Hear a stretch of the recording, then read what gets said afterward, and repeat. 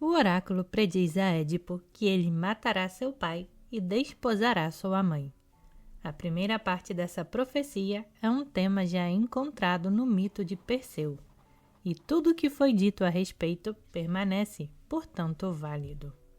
Porém, levando em conta a natureza equívoca do oráculo, Édipo matará, na verdade, seu pai corporal, e toda a fabulação dramática está baseada neste fato. Mas Édipo matará também seu pai mítico, e é sobre este simbolismo que se encontra fundado todo o sentido oculto do mito. Entretanto, existe uma diferença capital entre Édipo e Perseu. A mãe de Édipo não é fecundada por Zeus. Édipo não é o descendente, o enviado do espírito. O oráculo não prediz, portanto, que Édipo será um vencedor mítico. A predição permanece equívoca, no sentido de que é impossível deduzir numa primeira instância se Édipo matará seu pai mítico sob sua significação positiva ou negativa. Ora, o pai de Édipo, Laio, advertido pelo oráculo, teme que seu filho, depois de adulto, venha destituí-lo e matá-lo. Ele ordena que o abandonem nas montanhas para que morra.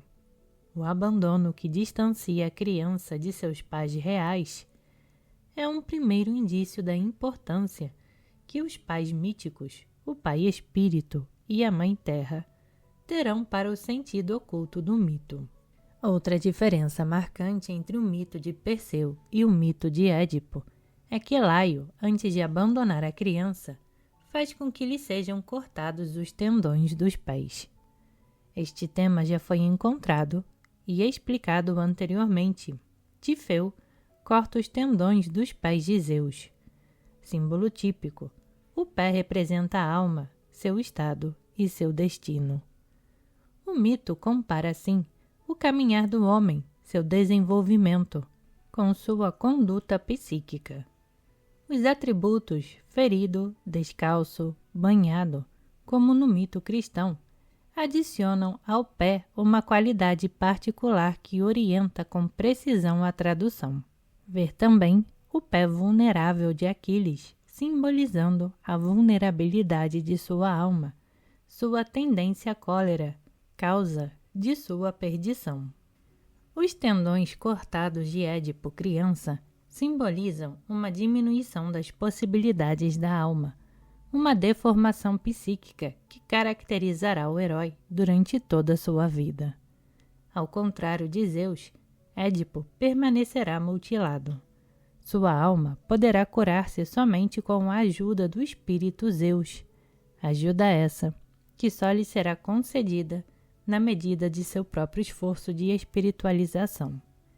A importância predominante do pé ferido para toda a história do herói encontra-se assinalada por seu nome. Édipo significa o coxo. A tradução literal é pé inchado, o que indica a alma inflamada pela vaidade. Ele não atravessará a vida com passo firme e alerta. Ora, o homem psiquicamente coxo é o nervoso. Édipo, como veremos, é o símbolo do homem vacilante entre nervosidade e banalização. Ele compensa sua inferioridade, a alma ferida, pela procura ativa de uma superioridade dominadora. Ambiciona o poder sobre os demais, quer reinar sobre o país, sobre o mundo. Torna-se rei reinante, mas seu sucesso exterior se transformará na causa de sua derrota interior, predita pela ambiguidade simbólica do oráculo. Desde que caracterizado como coxo, Édipo tem sua situação essencial perfeitamente determinada. O oráculo lhe diz respeito na medida em que é símbolo do nervoso, pois a predição ambígua permanece válida para qualquer homem nervoso. A ambiguidade do oráculo, entendido como símbolo, reside no fato de que todo nervoso se encontra diante do dilema essencial da vida: matar seu pai mítico sob sua forma positiva, o espírito, e desposar a mãe mítica, sob sua forma negativa, exaltação dos desejos terrestres.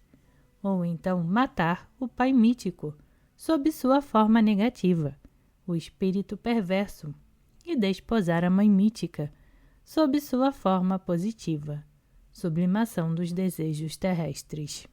O símbolo dos tendões cortados permite então precisar a ambiguidade da situação espiritual do herói estabelecida pelo oráculo, mas esse símbolo revela igualmente a real situação de Édipo em relação ao seu pai real, Laio. Uma das causas típicas da nervosidade é o comportamento dos pais. Incapazes de satisfazer as necessidades psíquicas da criança, engendram a enfermidade da alma. A história mítica sublima suficientemente a insensibilidade de Laio, a dureza dos pais e, em consequência, o sentimento de abandono que nasce na criança são justamente os indícios mais importantes da educação deficiente que corrompe as possibilidades da alma. Corta os tendões. Em cada nervoso, as causas da deficiência mostram-se codeterminadas pela história da primeira infância. Édipo não é criado na casa dos pais. O verdadeiro educador é o pastor que encontra e adota a criança abandonada. Seu pai real, em função de sua tentativa de fazer a criança perecer, permanece, no entanto, responsável, colocando-se na origem da enfermidade psíquica de Édipo. O mito, indicando claramente a marca indelével deixada por Laio em seu filho, e considerando que a situação do nervoso, sob suas formas essenciais e acidentais, está suficientemente indicada pelos símbolos, não faz do pastor senão o substituto de Laio. Seu papel de educador não é senão um fato sem importância para a simbolização e que a fabulação não releva. Édipo adolescente, instruído pelo oráculo do destino que o espera, persuadido de que o pastor é seu pai, afasta-se dele temendo ser obrigado pela fatalidade a matá-lo. Caminha em direção a Tebas, a cidade governada por Laio. Ora, a região sofria a ameaça de um terrível monstro, a Esfinge, que propunha a quem dela se aproximasse um enigma a ser resolvido sob pena de ser devorado. Como todo monstro ou flagelo que ameaça um país, a Esfinge simboliza as consequências destruidoras do reinado de um rei perverso. Laio, ignorando a solução do enigma, o denunciará como culpado. Torna pública a promessa de uma considerável recompensa a quem quer que resolva o enigma do flagelo, e assim fazendo, liberte o país, obrigando a Esfinge a atirar-se no abismo. Tomando a estrada para Tebas, Édipo decide enfrentar a Esfinge. Entretanto, as circunstâncias que o induzem a esta decisão não lhe conferem a envergadura do herói libertador. Ele não é, miticamente, o enviado da divindade. Deseja ardentemente a recompensa prometida por Laio e não está de posse da arma suprema, simbolicamente cedida pelas divindades. A força da espiritualização, sublimação. A arma, na qual ele deposita toda a confiança, é a sutileza de seu intelecto, com o que espera resolver o enigma. Mas Édipo, antes de chegar a Tebas, ao fugir de seu destino, dá o primeiro passo para realizá-lo. Ao passar um desfiladeiro, depara-se com uma carruagem que lhe impede a passagem. O viajante lhe ordena que se afaste do caminho. Revoltado por não poder prosseguir, Édipo, sentindo-se insultado, num acesso de raiva, golpeia com seu bordão o velho homem sentado em seu carro. O acontecido está longe de ser considerado um ato heróico. Édipo ignora que o homem que acaba de matar é o rei de Tebas e segue seu caminho à procura da esfinge. É importante analisar detalhadamente a significação do encontro com Laio. Mesmo se considerarmos o relato da fábula sem a profundidade simbólica própria a toda a narrativa mítica, vemos que a vaidade de Édipo se revela logo de início. A ordem para que saia do caminho coloca-o a tal ponto furioso que ele perde todo o domínio de si. É importante assinalar que o rei viajava sem as insígnias de sua realeza. De outro modo, Laio estaria acompanhado de uma guarda e o gesto criminoso teria sido reprimido ou vingado. No desfiladeiro em que se encontrava, o rei parece a Édipo, qualquer um. O fato de qualquer um ordenar-lhe que se submeta torna explicável a excessiva indignação de Édipo. Acreditar-se obrigado a ceder lugar a qualquer um, a todo mundo, deve ter sido, ao longo de sua juventude, o tormento profundo da criança adotada, mais ou menos tolerada. Se substituímos o símbolo pé mutilado por sua significação psíquica, aparece com toda clareza a situação geral do nervoso revoltado. A ira latente é imputável à alma mutilada. O impedimento de mover-se livremente pela vida, a enfermidade, só é suportável pela consolação falsa e imaginativa, própria vaidade. Mas a alma ferida permanece dolorosamente vulnerável à menor afronta. Nada fere tanto a alma doente do nervoso quanto ver-se tratado por um outro, por qualquer um, sem consideração, e mesmo com desdém, como se fosse um incômodo obstáculo. Ora, Édipo não se deixará tratar com desprezo e responderá a uma tal ofensa com um ódio mais agressivo, e isto por um motivo suplementar, a dissimulação de sua hipersensibilidade nervosa. Sua vaidade supercompensadora lhe confere, segundo a própria fábula, uma atitude que podemos chamar paliativa. De fato, tendo decidido ir ao encontro da esfinge, Édipo se compraz em representar em sua imaginação o papel do herói, persuadido de estar destinado a alcançar o mais alto grau de realização espiritual. Acredita-se chamado a libertar o país, símbolo do mundo. Este é um traço que sobressai, se não o traço mais característico do nervoso adolescente, sofrendo pela vida que tem em razão de sua própria deficiência. Projeta sua enfermidade psíquica sobre o ambiente, exagerando assim, pelo uso da acusação, o mal-estar sempre presente da vida humana, transformando sua insuficiência em suficiência, sua impotência em prepotência. Acredita-se destinado a melhorar o mundo. Como pensar que Édipo se deixaria afastar do caminho e ser tratado com desprezo? Ele, que secretamente alimenta o projeto de fazer aquilo que ninguém ousa empreender. Enfrentar a esfinge, libertar o país, o mundo inteiro, do flagelo que o subjuga. Como toda depressão, antro do dragão, inferno e etc., o desfiladeiro é símbolo do subconsciente.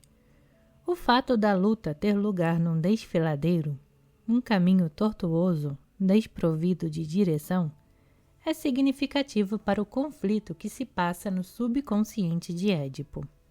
O encontro com Laio representa o conflito assassino que dilacera a alma do coxo, a ambivalência entre vaidade humilhada e a vaidade triunfante. O triunfo obtido sobre Laio não é senão a caricatura de um combate heróico. A arma do combate é, neste caso e sempre, simbolicamente característica para o herói. Coxo, Édipo tem necessidade do bordão para manter-se em pé. O bordão serve de muleta a Édipo. Veremos mais adiante no combate com a esfinge toda a importância deste tema central do mito, manter-se em pé. A muleta corrige de maneira insuficiente a enfermidade do pé mutilado. A vaidade, muleta psíquica, é o corretivo desastrado da alma mutilada do nervoso. Édipo só se mantém psiquicamente em pé, apoiando-se sobre a muleta de sua vaidade, e é ela que o torna agressivo. Ele usa o bordão muleta para atacar as pessoas. Usado para golpear, o bordão adquire a significação da clava, cujo caráter simbólico, a destruição pela banalidade, ou, usada pelo herói, a destruição da banalidade. Foi anteriormente mencionado. O rei abatido é o tirano banal. Os flagelos de seu reino, simbolizados pela esfinge, que devasta o país, são as intrigas e a devassidão. Mas a clava bordão não é certamente a arma capaz de combater vitoriosamente os flagelos da banalização, a menos que seja manejada por um herói vencedor.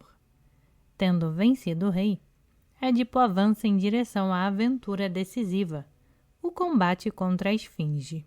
Após a morte de Laio, um novo elemento da profecia, cuja realização é preparada pelo desaparecimento do rei, domina o mito. Édipo desposará sua mãe. A notícia da morte do rei se espalha pelo país, que agora se encontra sem senhor. O trono e a mão de Jocasta, viúva do rei, são prometidos àquele que libertar o país do monstro, aquele que puder empreender vitoriosamente a tarefa de combater a desordem, o flagelo do país.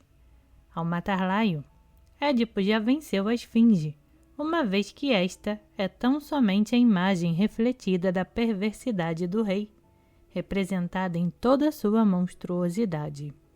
A esfinge, metade mulher, metade leão, simboliza desse modo devassidão e dominação perversa. Em certas representações, a cauda do monstro termina em cabeça de serpente.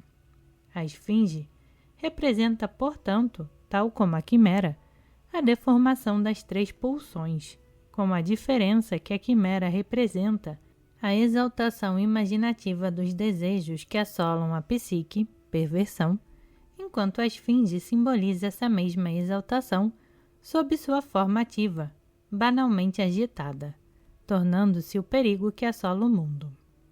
Todos os atributos da esfinge são índices da banalização. Ela só pode ser vencida pelo intelecto, pela sagacidade contrapartida da bestialização banal. Ela está sentada sobre o rochedo, símbolo da terra, como que cravada nele, símbolo da absoluta ausência de elevação. Paradoxalmente, a esfinge, que é de origem egípcia, na Grécia é representada com asas. Mas, contrariamente às asas de Pégaso, símbolo da perversão sublimada, as asas da esfinge não a elevam. Desde que vencida pelo intelecto, uma vez resolvido seu enigma, a bestialidade e o embrutecimento banal deixam de possuir uma base. A esfinge é obrigada a tirar-se do alto de seu rochedo e arrebenta-se sobre a terra. Ela é, como o mito reporta, engolida pelo abismo, outro símbolo da banalização. O bem conhecido enigma da esfinge é: qual é o animal que pela manhã caminha com 4 patas, ao meio-dia com 2 patas e à noite com 3 patas? O enigma da perversidade só pode comportar uma única resposta: o homem, a única criatura suscetível de perversão. É significativo que, no enigma da esfinge, o homem é considerado um animal. A banalização reduz o homem aos seus mais vis instintos. Não vê o homem senão como animal. A bestialização banal conduz o homem ao estado animal, torna-o uma besta. é muito significativo o que o enigma dirigido a Édipo aluda novamente ao pé, símbolo da alma, tema central do mito. O próprio enigma da banalização do espírito que morre indica que o homem deveria manter-se em pé, deveria elevar-se para além da animalidade. Ora, Édipo, em razão de sua enfermidade física, signo de sua deficiência psíquica, teve durante muito tempo, enquanto criança, de arrastar-se como que em 4 patas. Mesmo na idade madura, ele não caminha sobre 2 pés, não pode manter-se em pé. Criança velho ao invés de homem-herói. Estado típico de todo nervoso, ele enfrenta a esfinge e seu enigma da vida apoiado sobre seu terceiro pé, o bordão. O enigma da esfinge dirige-se a cada ser humano e, no entanto, parece ser especialmente adequado a Édipo. O enigma da banalização contém a alusão à enfermidade de Édipo, indício de sua nervosidade. As 2 deformações psíquicas são complementares e cada uma delas se torna compreensível em relação a seu complemento. Seria por essa razão que Édipo se mostra capaz de resolver, ao menos sob sua forma literal, o enigma proposto pela esfinge, obrigando-a assim a precipitar-se do alto de seu rochedo. A verdade é que todo nervoso é capaz de entrever o perigo da banalização, mas só sente isso ao nível afetivo, por excesso de aversão, dirigida sobretudo contra a banalização convencional. Entretanto, esse conhecimento afetivo é observado em todo nervoso mais ou menos intelectualizado e forma frequentemente a própria base de toda sua concepção de vida.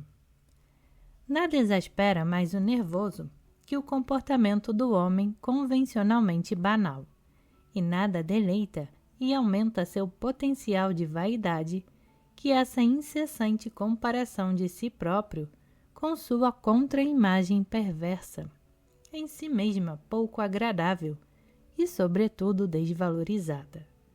O nervoso condena a priori o banalizado, ataca-o e mata-o incessantemente através do excesso de desvalorização. No entanto, esse conhecimento íntimo do enigma da banalização, derivado da clarividência parcial da aversão excessiva, conduz somente a um entendimento puramente verbal e intelectual, desprovido de toda verdadeira força de libertação. O nervoso sabe, no máximo, preservar-se da banalização convencional, simbolizada por Laio e por sua culpa banal, a esfinge. O excesso de aversão é tão somente o signo de uma secreta atração ambivalente que exerce sobre o nervoso dolorosamente inibido. O exemplo secretamente invejado da desinibição banal.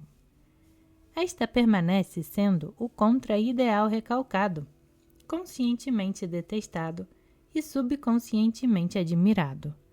Se bem que esta sedução da admiração só se manifeste em relação ao desencadeamento banal desenfreado, a turbulência dionísica, entrecruzamento entre nervosidade e banalização.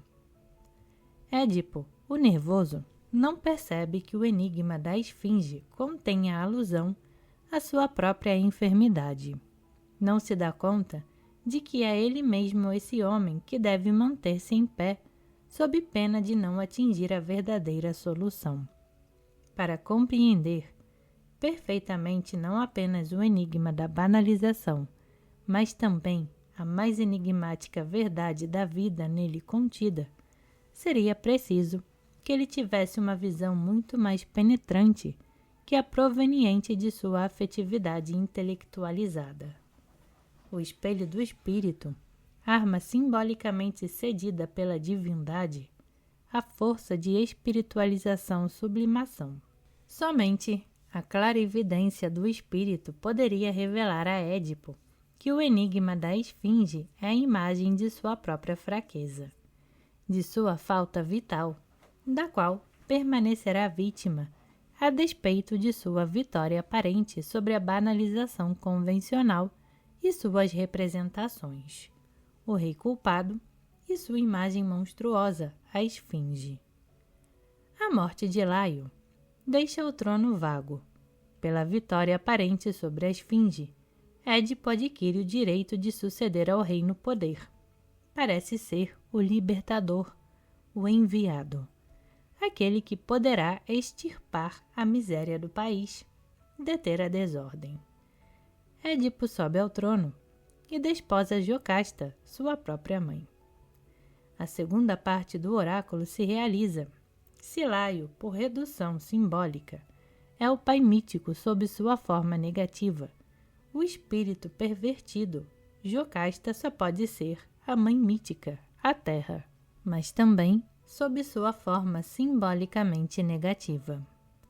Desposar a mãe torna-se sinônimo do apego excessivo à terra.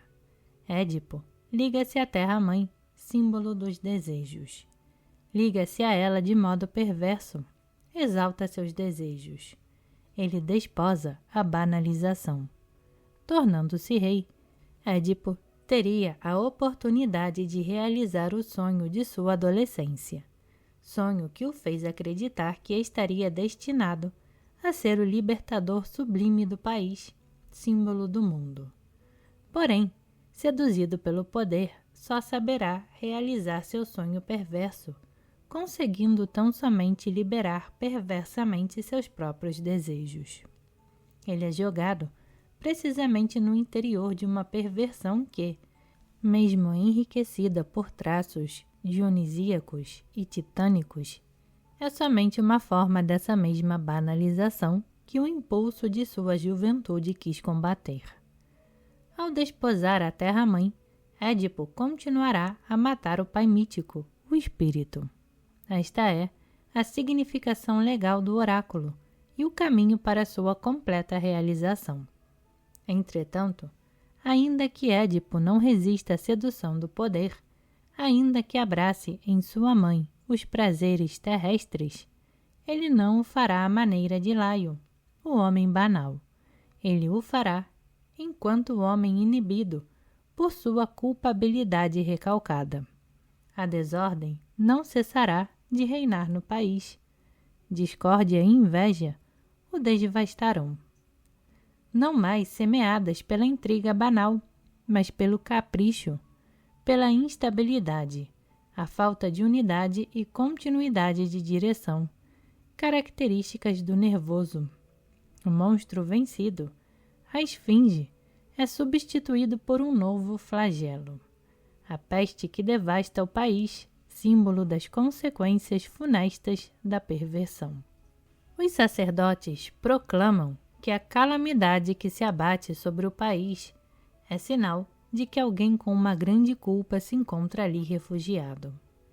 A opinião dos sacerdotes é devida a uma concepção de natureza muito mais mágica que mítica. Esta não atinge a significação oculta e psicológica em toda sua profundidade. A culpa de um único homem, por maior que seja, não pode causar a infelicidade de todo um país, a não ser que o culpado seja o soberano e seu governo a causa da desgraça. Édipo, cego por sua vaidade, não quer e não pode compreender uma verdade tão evidente quanto terrível. Para libertar o país, ordena que se procure o culpado. Por este fato, a história de Laio se repete, refletindo-se na história do filho. O comportamento de Édipo é simplesmente uma variante daquele de Laio. É o próprio Laio quem promete a recompensa àquele que saiba resolver o enigma da esfinge. Ora, esse enigma é comparável ao espelho da verdade, no qual todo homem deveria reconhecer-se. A esfinge, aparentada à quimera, reporta-se igualmente à Medusa. A solução de seu enigma chama-se o homem. Todos os homens aí compreendidos, Laio e Édipo. O enigma de cada uma das formas de perversão, simbolizadas pelos monstros míticos, visa sempre em primeiro lugar este homem específico, aquele que gostaria de vencer o monstro e que, seduzido e cego pela vaidade, será devorado. Para ser psicologicamente concreta e vitalmente eficaz, a solução clarividente não é o homem em geral, nem mesmo todos os homens. O enigma refere-se a cada ser humano pessoalmente. A solução é eu mesmo. Cada homem, em graus diferentes, é vítima do espírito perverso. Vaidade ofuscante. Resolver o enigma torna-se, assim, sinônimo da fórmula central do mito. Conhece-te a ti mesmo. Esta é a significação do sorriso da esfinge, ao mesmo tempo misterioso e irônico. Tal como quando, em presença do enigma da esfinge, Édipo, diante do novo flagelo, a peste, desconhece a alusão pessoal que concerne a ele próprio antes de qualquer outro. Da mesma forma que Laio, Édipo delega a outros a missão de esclarecer o enigma. Entretanto, ao contrário do banalizado convencional, o nervoso, mesmo quando se banaliza, continua no fundo de sua alma a sofrer por sua culpa.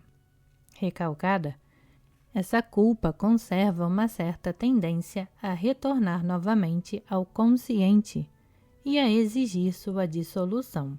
A história mítica do nervoso seria certamente incompleta se este negligenciasse o conflito mais significativo, o combate entre a tendência ao recalcamento e a tendência à sublimação.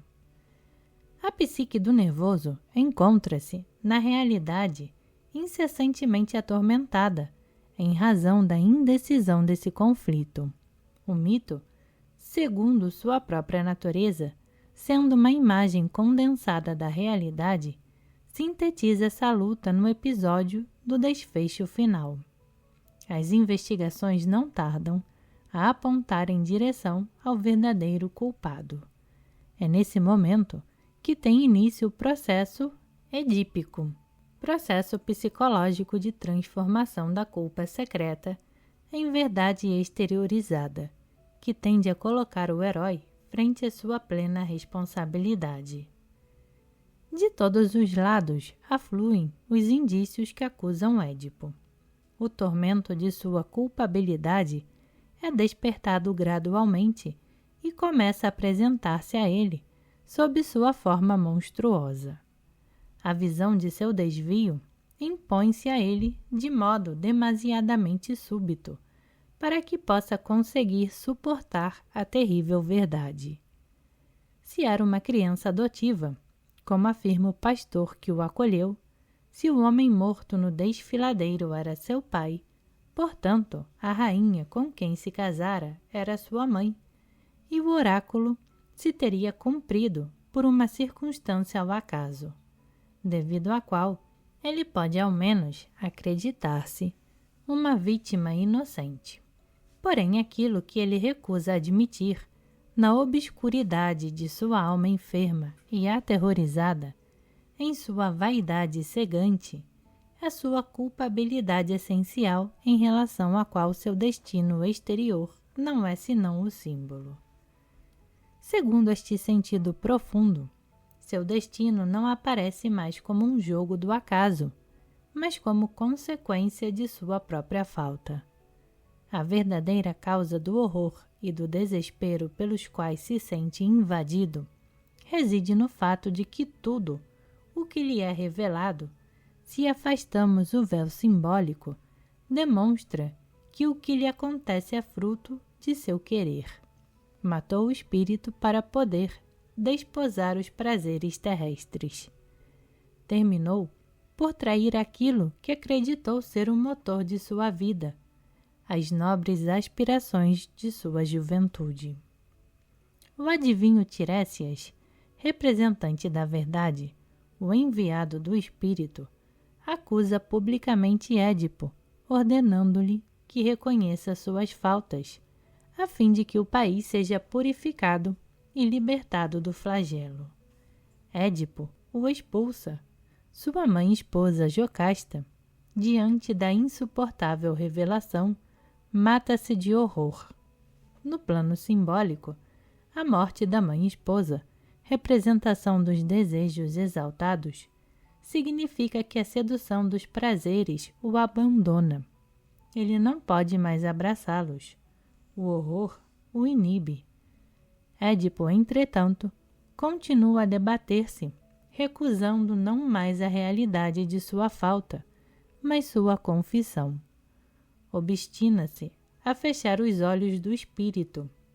O espelho da verdade levanta-se contra ele, mas ao invés de reconhecer sua culpa, ele arranca os próprios olhos. Este gesto, a expressão do desespero levado ao paroxismo, é o símbolo da recusa definitiva de ver. O olhar interior torna-se cego. A culpa é recalcada ao invés de ser sublimada. O remorso fóbico não pode transformar-se em arrependimento são. O ofuscamento vaidoso está completo. A luz interior se apaga. O espírito morre. Édipo mata seu pai mítico, não somente sob sua forma negativa, e de uma maneira simbólica, como matou em Laio, fazendo morrer em si mesmo a visão da verdade. Édipo mata o espírito positivo, e o mata realmente. Mata o pai de todo homem, assim chamado pelo mito, porque é o espírito que dá sentido e direção evolutiva à vida humana. Somente nesse momento é que, segundo seu sentido profundo, o oráculo encontra-se verdadeiramente cumprido. Entretanto, a profundidade da verdade psicológica do oráculo não está esgotada. O desfecho trágico não diz respeito senão a uma das duas soluções possíveis da situação conflitiva do nervoso. A história mítica do nervoso estaria incompleta se descrevesse somente o quadro dos estados sucessivos de perversão, negligenciando a possibilidade de remediá-lo. Édipo realizou exteriormente o destino predito, mas é o nervoso que continua a viver e sofrer. É precisamente a amplitude de seu desespero em relação aos erros cometidos que se mostra propícia a despertar o impulso sublime, a única via capaz de prover o remédio. A condição da cura é a retransformação do remorso estéril em arrependimento salutar, reversão do recalcamento em lucidez introspectiva. Como vimos muitas vezes, o simbolismo condensa duas versões em um único mito. A tradução, para evitar o arbítrio, deve observar regras extremamente precisas, mas não somente a imagem mítica deve suscitar, a partir dela mesma, uma iniciação à dupla significação, como além disso, as duas significações devem ser diametralmente opostas, completando-se por analogia de contraste, e, sobretudo, a introdução da significação complementar deve seguir a exigência inquestionável de um índice fornecido pelo relato fabuloso. Todas essas condições encontram-se perfeitamente realizadas pelo simbolismo dos olhos arrancados, o que implica a necessidade de uma inversão de sua primeira tradução. Representando o remorso estéril e o ofuscamento repressor, o símbolo dos olhos arrancados é adequado para exprimir, igualmente, a significação oposta, um despertar do arrependimento salutar e da lucidez introspectiva. Nesta acepção, Édipo arranca seus olhos em função do arrependimento sublime de ter abandonado a si mesmo, de ter morto o espírito e desposado a terra, da qual seus olhos não perceberam senão seduções. Cega-se para proteger-se do mundo e de suas seduções, para conseguir entrar de uma maneira perfeita em si mesmo, para encontrar em seu interior, a reconciliação com o espírito traído. Esta segunda versão é, sem sombra de dúvida, exigida pela imagem final do mito. Cego, Édipo é conduzido por Antígone, sua filha, em direção a Colono, onde se encontra o santuário das Eumênides. As Eumênides representam somente um aspecto de um simbolismo de dupla interpretação. Elas são as Eríneas, mas sob o aspecto benéfico. As Eríneas simbolizam a culpa recalcada que se tornou destrutiva, o tormento do remorso. As Emínides representam essa mesma culpa, mas confessada, tornada sublimemente produtiva, o arrependimento libertador. O simbolismo assinala, portanto, que o enfermo da alma, o nervoso, cego pelo recalcamento, atormentado pela culpa, só pode curar-se cegando-se para as seduções e elucidando sua culpa. Em termos simbólicos, o culpado escapa do tormento das Eríneas, refugiando-se com as Eumênides, cujo santuário tinha na Grécia o mesmo poder curativo que o templo de Apolo, com sua inscrição "Conhece-te a ti mesmo". A imagem final do mito de Édipo, mostrando em Colono, no santuário das Eumênides, divindades curativas, expressa que o herói, simbolicamente cego às seduções perversas do mundo, tornou-se realmente lúcido em relação a si mesmo. Édipo termina por triunfar sublimemente sobre seu próprio perigo. Conduzido a Colono por sua filha Antígone, a virgem inocente, significativamente oposta à Górgona, vaidade. Édipo mata em si mesmo o pai mítico perverso, o espírito negativo, e desposa, escolhe a união com a mãe mítica, sob sua forma inocente, livre de culpabilidade nervosa e de ambições banais.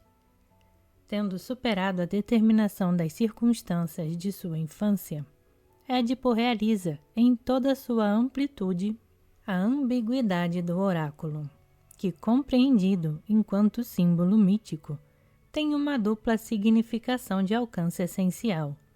Todo homem é filho mítico do Pai Espírito e da Mãe Terra, e todo homem escolhe seu destino ao desposar e matar os pais míticos, seja sob sua significação positiva, espiritualização ou sublimação, seja sob sua significação negativa, nervosidade e banalização. Símbolo da alma humana e de seus conflitos, símbolo do nervoso capaz de perder-se e reerguer-se, Édipo, arrastado por sua fraqueza para a queda, mas retirando dessa própria queda sua força de elevação, termina por converter-se em herói vencedor. Como apêndice, não será supérfluo agregar a tradução propriamente dita da história de Édipo certas considerações sugeridas pela importância que a psicanálise atribuiu exclusivamente a esse mito ao falar de um complexo de Édipo.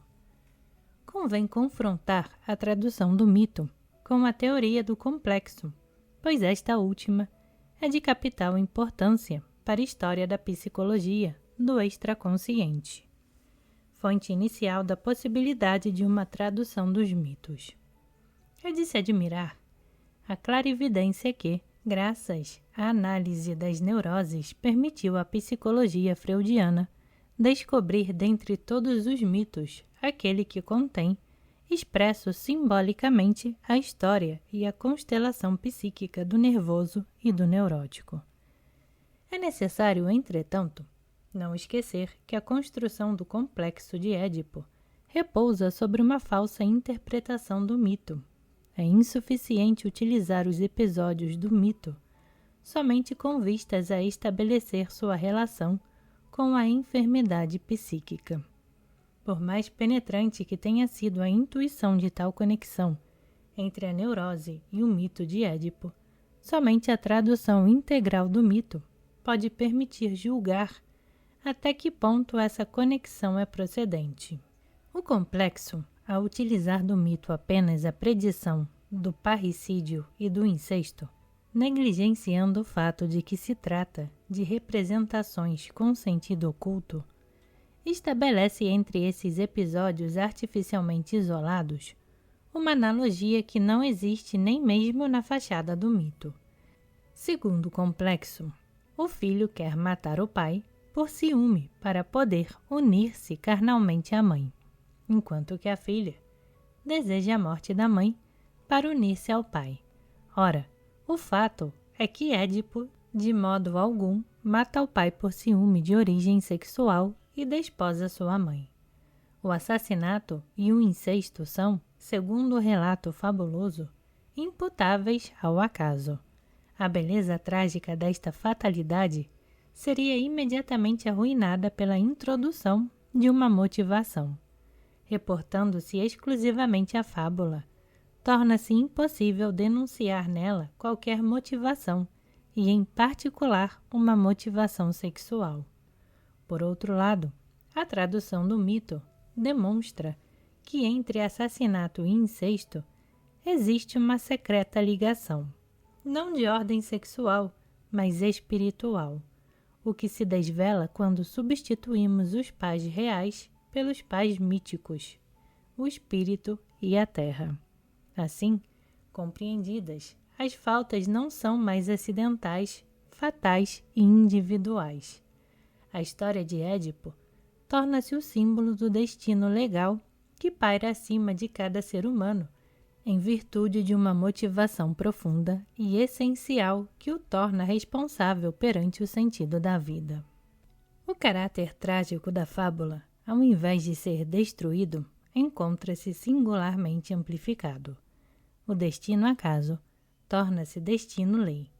Esta transformação da fatalidade em legalidade, fundamento de toda representação mítica e sua significação psicologicamente profunda, encontra na mitologia grega sua mais alta expressão através do símbolo das moiras. Até mesmo a vontade de Zeus, o distribuidor das recompensas e dos castigos, submete-se às moiras, segundo a fábula. As moiras representam a fatalidade, segundo o sentido oculto. Representam a legalidade psicológica, a justiça inerente à vida, o fato essencial, o destino-lei, do qual cada mito, e também o mito de Édipo, não é senão uma ilustração, lei, que proclama que recompensa e castigo são, pela via secreta do funcionamento extraconsciente, a consequência do mérito ou da culpa, do grau de sublimação ou de perversão. Quanto à relação entre pais e filhos, tema central do mito de Édipo, esta não é, segundo o mito, determinada de forma alguma por motivos sexuais, mas pelo desejo essencial e evolutivo. Os pais reais abrangem no inconsciente de cada homem a significação típica assinalada pelo mito. Tornam-se, no plano simbólico, os pais míticos, porque a vida lhes reserva a única missão que importa ao mito: preservar a criança da perversão e conduzi-la em direção à sublimação. Esta definição, tanto mítica quanto psicológica, resume tanto o sentido da educação quanto o sentido da vida das gerações, pois essa tarefa vital, em sua plenitude, só é realizável na medida em que os pais sabem unir-se não somente pelo ato físico, mas ainda por uma ligação de alma, prelúdio de uma união durável que tem por condição a justa escolha, exigência tão frequente dos mitos, condicionada pela harmonia dos desejos, pela justa medida, pela ausência de exaltação imaginativa. Essa tarefa de criar uma criança em alma e espírito, indicada pelo mito, faz com que o ato fecundador e criador, longe de ser esgotado pela união física, prolongue-se no plano espiritual, adicionando à união sexual um sentido profundo e conferindo à vida familiar célula de toda a comunidade humana, um caráter de grande alcance cultural. Sendo pela educação que se realiza a criação completa da criança, é importante considerar em detalhe este problema, o que dará ocasião de completarmos a tradução do mito e de explicar um fato que permaneceu até aqui somente como uma afirmação, fato que, ademais, está em relação direta com a presente confrontação do mito com o complexo de Édipo, a influência dos pais educadores no desenvolvimento da enfermidade psíquica. O enigma da vida que Édipo é chamado a resolver pretende expressar ao comparar o bebê ao animal, que nesse estado as qualidades da alma e do espírito encontram-se ainda num estado de confusão. Tal como o animal, a criança exige a satisfação imediata de cada um de seus desejos. No curso de seu desenvolvimento, que deve fazer dele o homem ereto, deveria adquirir o domínio sobre os desejos corporais, controlando-os pelas exigências do espírito. No caso ideal, as interdições parentais concordam com as exigências vitais e evolutivas. Para mostrar-se dócil às interdições dos pais, a criança exige em compensação seu amor, verdadeiro alimento da alma, e reclamará, na medida em que cresce, a explicação das exigências que limitam sua liberdade. Não recebendo suficientemente e na justa medida esses equivalentes, sua fome de alma e de espírito, permanecendo insaciada, tenderá a exaltar-se ou inibir-se. Ao evoluir e atingir a idade adulta, o homem procurará, durante toda a sua vida, o amor e o espírito de uma maneira exaltada. Exaltar-se-á sentimentalmente ou na forma ambivalente. Odiará a ternura e a procura da verdade. Fingirá indiferença. Mas, seja sentimental ou odioso em relação ao espírito, nervoso ou banal, o homem lamentará durante toda a sua vida a perda da liberdade primitiva, que em criança foi forçado a renunciar. Se esforçará por reencontrá-la. O egoísmo sem limites, natural na criança, se deformará, transformando-se em egocentrismo doentio. A liberdade que tenderá a reencontrar não será senão libertinagem. Ora, ser livre significa sentir-se libertado, tanto das exigências exaltadas do espírito pai mítico, quanto da opressão excessiva dos desejos múltiplos, mãe mítica. Portanto, simbolicamente definida, a liberdade é fruto da união equilibrada entre o pai mítico e a mãe mítica, a harmonia dos desejos. A libertinagem, por outro lado, encontra sua definição mítica na fórmula oracular matar o pai mítico e desposar a mãe mítica. Uma vez que toda deformação tem um caráter ambivalente, a exaltação pode dirigir-se igualmente em direção ao espírito, inibindo, matando, os desejos múltiplos como no mito de Tântalo.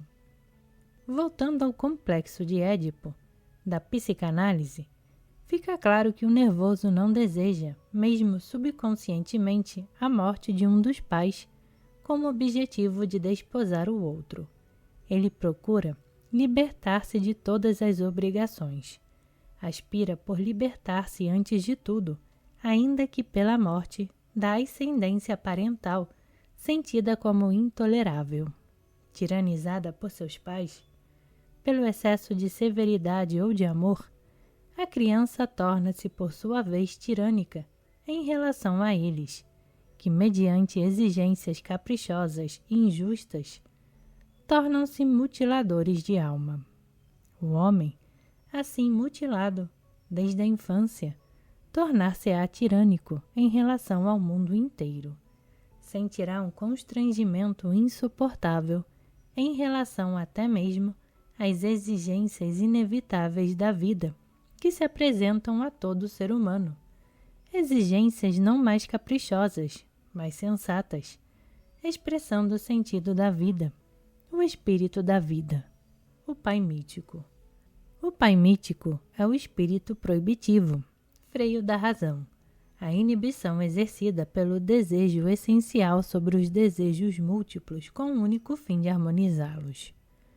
O Pai Mítico representa as exigências da verdade em relação ao mundo, aos objetos desejados, e em relação a si mesmo, aos desejos voltados aos objetos, motor das ações.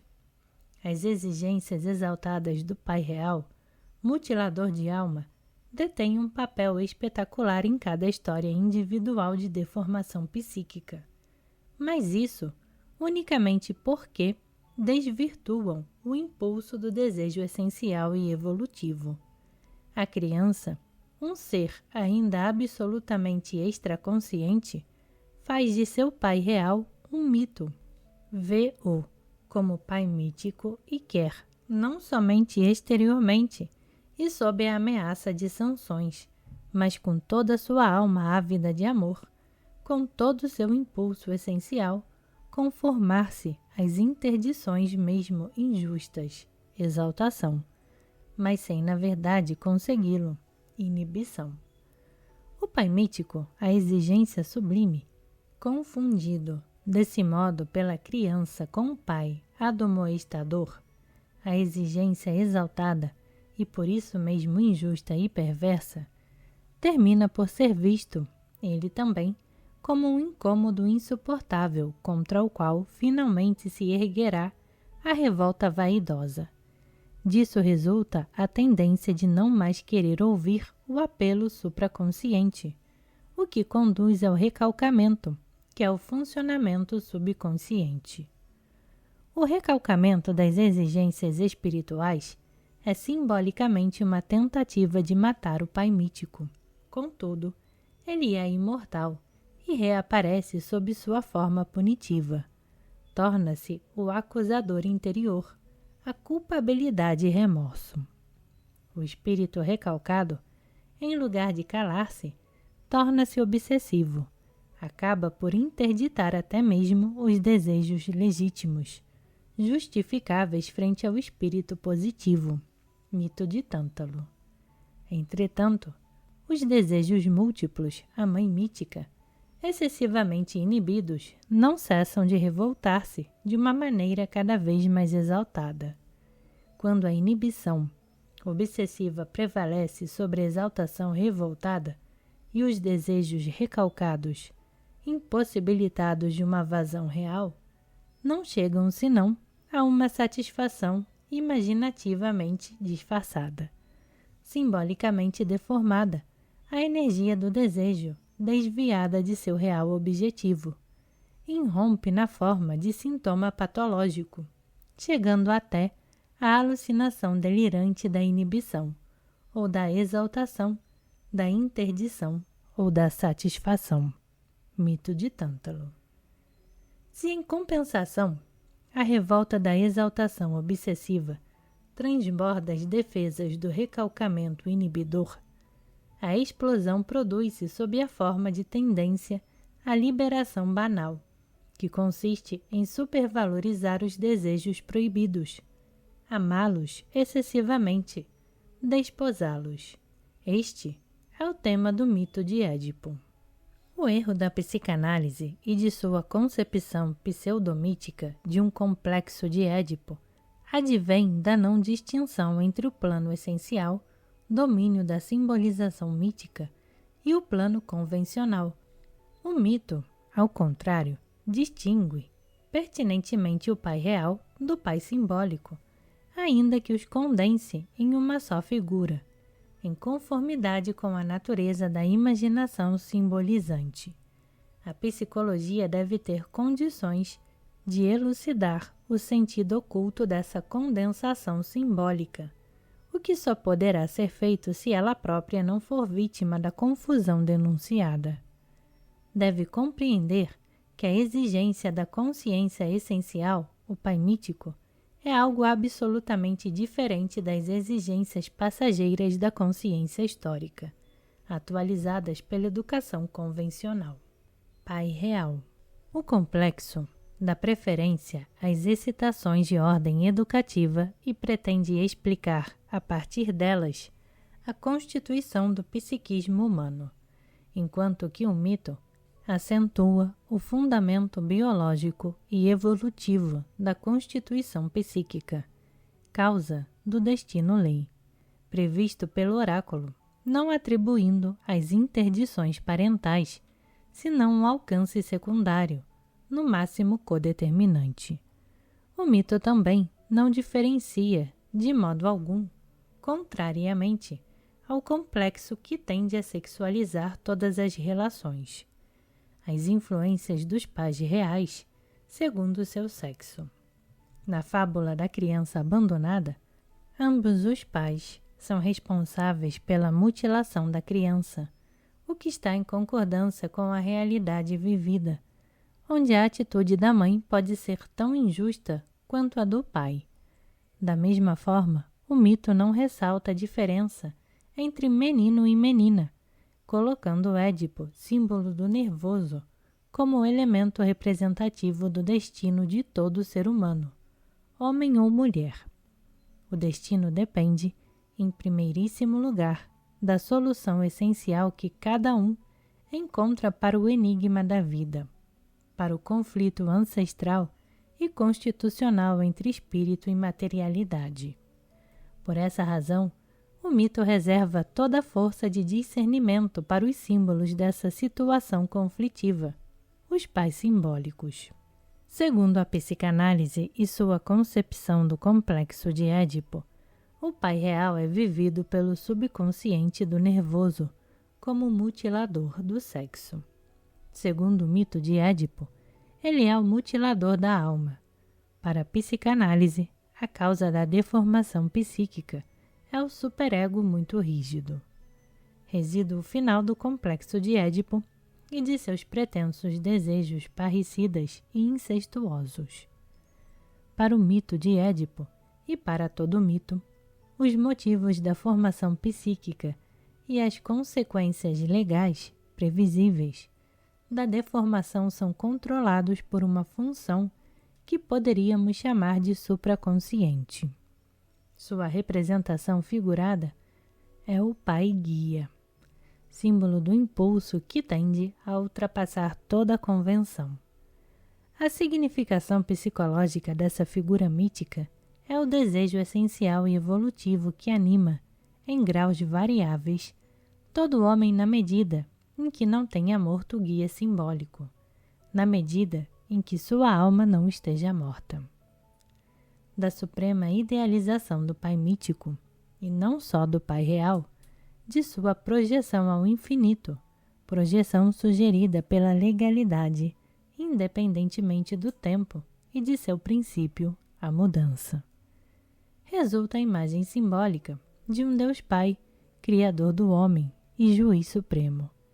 A imagem de um Pai guia e sua divinização simbólica são aptas a representar a instância supraconsciente, pois o impulso evolutivo ultrapassa o consciente individual que está fundado na necessidade vital da espécie humana. O meio mais seguro de adaptação não é a satisfação imediata dos desejos, mas sua espiritualização-sublimação com vistas a uma satisfação clarividente que ligue a experiência passada às esperanças realizáveis no futuro. Isso significa que a função supraconsciente, forma evoluída da necessidade elementar de adaptação, já não é um simples resíduo da história individual, tal como o superego do complexo de Édipo, possuindo, ao contrário, a força autônoma de uma pulsão biologicamente evolutiva. Não é o resíduo dos desejos sexuais suprimidos por um pai castrador. É a obra e o agente desse desejo essencial, guia da espécie, pai mítico, que anima cada ser humano e que exige não a exaltação, mas a harmonização dos desejos múltiplos, mãe mítica. única possibilidade de alcançar a satisfação vital. O mito de Édipo mostra que o nervoso sequer chega a matar completamente o pai mítico, nem a encontrar uma satisfação definitiva, desposando a mãe mítica. Esta é a razão que faz com que, para o nervoso, a saída em direção à confissão salutar da culpa permaneça em princípio sempre aberta. O banalizado, por outro lado, quando não se detém a meio caminho entre o desvario dos desejos e sua consequente inibição, acaba por destruir o freio do desejo essencial, chega a matar o pai mítico e desposar a mãe mítica. Falta ainda demonstrar de que maneira a presciência mítica exprime, até nos menores detalhes legais, a sorte dos heróis, a situação psicológica do homem, cujo perigo é a banalização em seus diferentes graus.